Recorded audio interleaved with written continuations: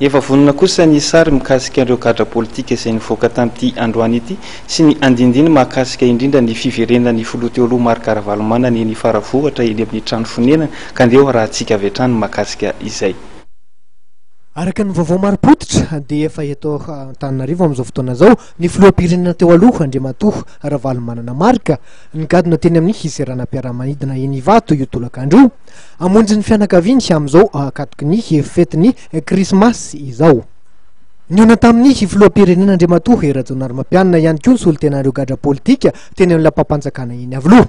Araka ny nambara amin'ny solovavan'ireo gadra politika dia miisa 4 ireo gadra politika no navotsitra ankehitriny. Ary isan'izany ny Jeneraly Rahoelina izay nisahana ny fiarovana manokana ny filohan'ny repoblika teo amin'ny fitondran'Andriamatoa Ravalomanana Marc.